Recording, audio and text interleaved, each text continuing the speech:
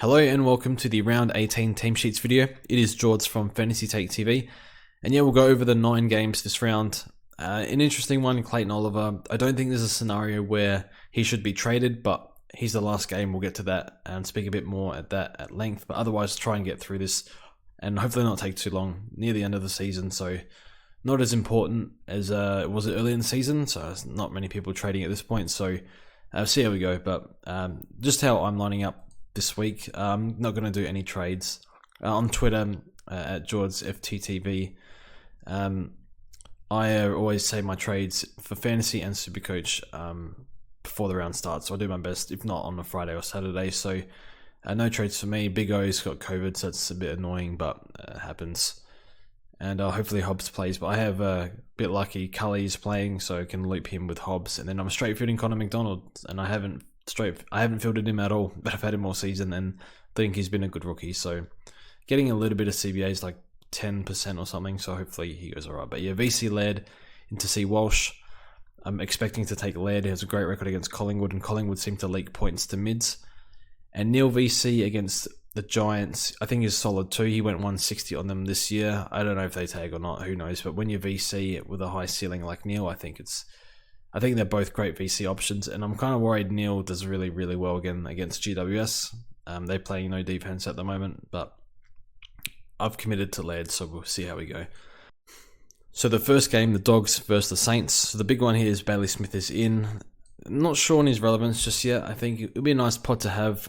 He should be a top 6 forward from here on out. Not sure. Sometimes when I know, like Dunkley and Trull last year, they came back into the side and didn't really get the mid-minutes at the back half of the year that they were getting early in the year from memory. Well, especially Dunkley anyway, but it might have been because of injury. But yeah, not too sure on his mid-time. Bevo is Bevo. I thought he played really, really good at half forward towards the end of last year, and I'd probably keep him there, to be honest, but I don't know what his plans are for Baz. So I'd kind of wait and see on the CBAs for Baz. So you wouldn't go on him. Bedendo, if you went on him, I think he's stiff. I think they should have given him a run. He did okay, so a bit unlucky. And then Saints side, not too much relevance here. So Sweet is in.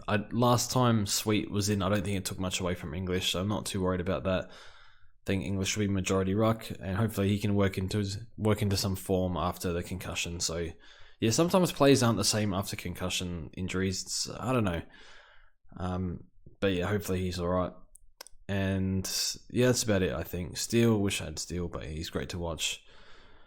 And yeah, I think that's about it from the side. Karmas is back in, named in defense. Like who knows, honestly, with Bevo, but yeah, he's a defender, but I don't know what he's playing in the VFL. He switched to forward this year, so I don't know what the plan is. So if you have him, I guess it's insurance. Adelaide versus Collingwood. So out is Matt Crouch and Haitley. So well, I don't really understand. With Haitley, he's been playing wing. He got 20% CBAs last week, which is the most he's got in about a month.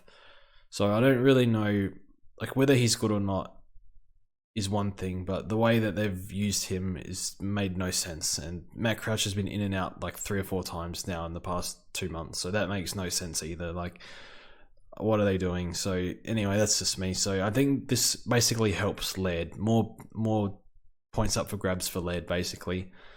And Keys, I guess, who might be a pod I think he's okay, not top 8, but not the worst option. So, and Collingwood, Ash Johnson, 24-year-old forward. VFL numbers aren't great. A few 80s, 70s. I think there's a 30 in there somewhere. So not expecting much from him. I think he's in for Henry. So I'd probably prefer Carmichael to him. Carmichael should at least play as long as he plays all right. And I think De Goey's out. I think it was 2 to 4 last week, something like that. So he should be out for a little bit more. And there's not much of the season left. So I'd look at Carmichael over him. Nothing else on the Crow side. Dawson named in the defense. So Haitley out. So maybe is Hinge in? Hinge is in. So maybe that means Dawson plays up on a wing where he belongs, but who knows? Dacos named on ball. Probably use him down back. So it's very whatever there. So I think Carmichael's still probably the best rookie, has the best scoring profile and at least short-term job security, you would think, but Yeah, this time of the year it's kind of hard to know. Teams should be settled in their lineups by now. But yeah, if I had to pick someone, it would be him. Carlton versus Geelong. Chera's CBAs went up, which is a bit annoying for Walsh. So I think Walsh over Merritt eventually lost on that trade in terms of points, and that cost me extra 100k. And it also cost me the ability to get Cripps to Steele or a Short to Sinclair. So that's a monumental stuff up by me. But move on, I guess. It's probably going to cost me top 1k. Doherty on the bench. He's been named there before, so I wouldn't be too worried. Atkins named on ball. He's been quite good. Might be a smoky for next year. Blitzarves, who knows? Seems to score okay anywhere. And Guthrie's actually been a decent pod. So, yeah, I think we'll move on. Freo versus the Swans. I think this will be a great game. So looking forward to watching this one. Akers and Chapman in. Chapman said, I think, a hammy or something. In Hickey. So that probably... Maybe Sean Darcy would have had a nice matchup if it wasn't Hickey, if it was Laddams or something. Laddams injured. But nonetheless, yeah, I don't think there's much to discuss on this side of things, on this team. I think Fife played well, but which means maybe he eats into Brody a little bit, but I still think Brody's been so good at the role. I'm still quite happy with him to roll him for the rest of the year. Who's sub here? Maybe Erasmus, I don't know. On Sydney side, so Mills' CBA's been a bit all over the shop, but he had a huge amount of tackles. So Mills is quite hard to get a read on because his floor is so bad, but his ceiling is, well, this year it's been the biggest in the comp. So it's an interesting one. So it's still, feel very comfortable with Mills in my team. I said I'd go Walsh over Mills. I'll probably still do that, not in fantasy, but for Supercoach, just a little bit safer. And Mills has had injuries late in the year, in the past 2 years. Had a calf 2020, and then he had the Achilles all last year. So that to some people that might mean nothing, but to me, I just prefer a bit of safety in Walsh. So, but yeah, I'd be very happy. He'd be a nice pod too. I don't think he's in too many teams. Heaney, I think Heaney is Heaney. It's low floor, high ceiling, but yeah, had a high floor early in the year, but probably doesn't look the same player, but still very good. And yeah, move on, I think. So the Giants versus Brisbane. So Brisbane have had COVID issues. So Hopper is in, Whitfield's out. Oh my God. Yeah, I think he's never again, honestly. Like, it's just always something wrong with him. So yeah, it's just, I don't know. I had enough, I guess. This is a hip, though. He said it was an ankle early in the year. Now it's his hip. So I think he's a trade, as annoying as it is. It was a discounted option, but now, I mean, I don't know how long he's out for. So hopefully we find out. If it's a 1 week, I guess you hold, but would like some information. So yeah, I think the cover Ambrosio and Ware down back is not too bad. Although I think Ware's been playing forward more. Is he on the bench? I'm not too sure. So probably Ambrosio's role was a bit better. Bit more stable, and then all these ins for Lions. I mean, me and 10 people have Oscar McInerney, so that's just super annoying, but it's whatever. Can't do much. Tunstall, I thought he was alright. So, or the weeks before he was alright. I can't remember the last week. And Carmichael, I think he was only in for Rich and Coleman, so Coleman's back in. Probably Starcevich takes up the kick-ins again with Coleman, or mostly Coleman. So Coleman, if you still have him, I think you can definitely field him. He's been solid this year. But yeah, I think Hopper's an interesting one because I think people want to jump on Tim Taranto, and that might hurt Tim Taranto's CBAs, and I worry that he might play a bit more forward. I'm not too sure. Maybe he just maintains like the 30 to 40% CBA role. Taranto is playing for a contract, so you would think that he goes all out the last 6 weeks. So there's a lot of money on the line for him. So whatever he can do to bump up his potential salary next year, you would think that he does that. So I still look for 440k, whatever he is. I think he's a fine F6, even at M9, F7. He'd be ideal in that sort of scenario. In that price range, it's him and Heaney. I don't mind either.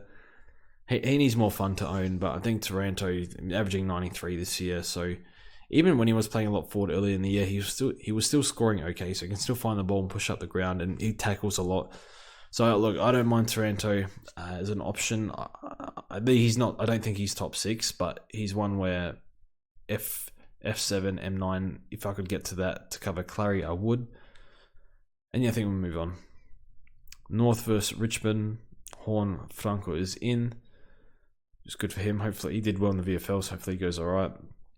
And then a few ins and a few outs. Rioli's a bit annoying because he had the North matchup, so if you needed him to cover, would have been nice. And no Judson Clark, but Swansea is in first year. I think he's been all right in the VFL. I think there've been a few people on Twitter saying, finally, he should have been in a long time ago, but see how he goes.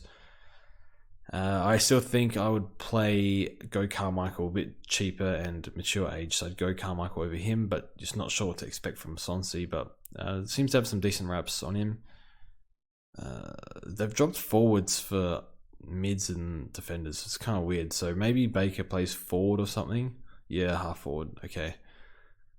Yeah, I think LDU was fantastic last week. He's a very exciting prospect, has all these great attributes when you watch him play, so an interesting one for the future years, and not the worst pod this year, but still I think it's a big ask for him to be top 8 from here, but he looks good. Essendon versus the Suns. Roos is out, a bit unfortunate, but I think soft tissue, calf or hammy or something last week, I can't remember. Had the -8, so hopefully no one had to field him. That would have been a disaster. But yeah, nothing really too much relevance here. I think Redmond's in, so I don't know if that helps or hinders Ridley or not. I'm not sure. Just because Redmond seems to take a lot of the rebounds now, but he looks good. And Zach Merritt's killing me. He's been fantastic. So I think I completely misread Merritt watching him play when people were bringing him in. He wasn't going that well, wasn't really demanding the footy a whole lot. And that's completely flipped. So he's looking like a Merritt of old in some great form. So bit of a bummer that I don't have him, but yeah, it looks good. And then Hobbs, hopefully he plays and even play for cover. With Parrish out, you would think he maintains. Menzies, I don't know who that is. Sorry, I haven't done my research on that, but he hasn't played and he's extended bench, so I assume he doesn't play. Hasn't been announced. That's what I meant. And yeah, not sure who plays here. Ace, you'd think he holds with the Roses out, but I'm not too sure. Hawks versus West Coast. So a few extended benches, so not too sure here. Cully's in, so he's been announced to play. So he's one you could go early on. Given West Coast position and a few injuries here, I don't know what personal reason. Maybe that's for a few weeks. I don't know. I'm not sure what the timeline is at, but I think he's like mid and forward. Petruccelli forward, so that opens the door for Cully, who probably plays mostly forward role.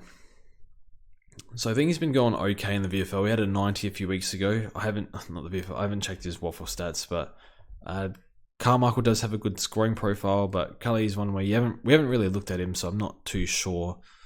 I'd probably still go Carmichael over Cully, but Cully would probably be the second one I go for if you needed someone else. But yeah, I went early on him, so hopefully he can do well this week, I guess. I need him for Oscar McInerney. Him and Hobbs I'll be looping, so see how we go.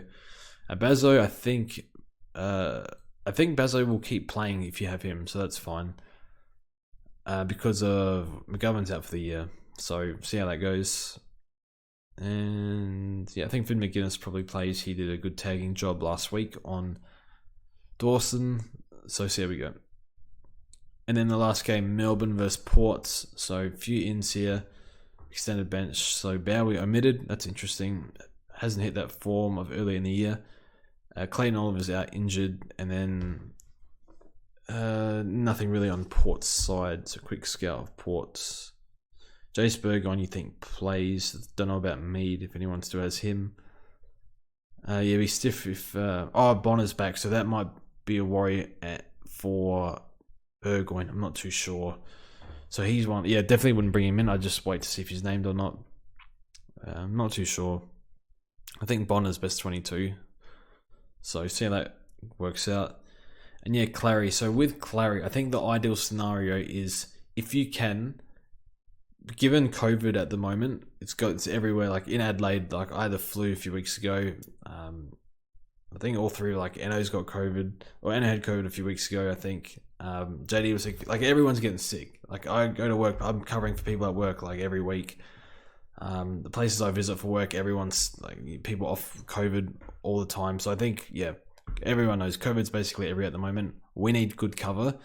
So if you can get an F7 M9, I would do that. That would be the number one priority. I'd even go down to one trade to do it, as risky as that sounds, because at least you have the extra player to cover for short-term injuries. We're going to need it for sure. We're going to need it this week, and we're going to need it more in the future. So I'll be relying on rookies, which I don't love. And I wish I saved a few trades earlier so I could get an M9 F7 and something to learn for next year. But yeah, that would be my number one priority. If not, you can like sideways a rookie to Carmichael if you're low on trades. I still wouldn't go down to 0 if you're doing that. Say if you couldn't get a decent M9 F7. So that's what I would do. One of those two things to cover for Oliver. I'd do everything you can not to go to 0. If you have one trade, here's the thing: Oliver is a captain option going forward, so you're giving up a captain option, and probably whoever you trade in for him, probably Clarry puts, apart from maybe Laird and Neil, who everyone has, Clarry probably puts at least 10 to 15 on them every week. So maybe not still, I'm not sure, but I would hold Clayton Oliver. So I think we'll leave it at that. Thanks for watching, and we'll see you guys soon.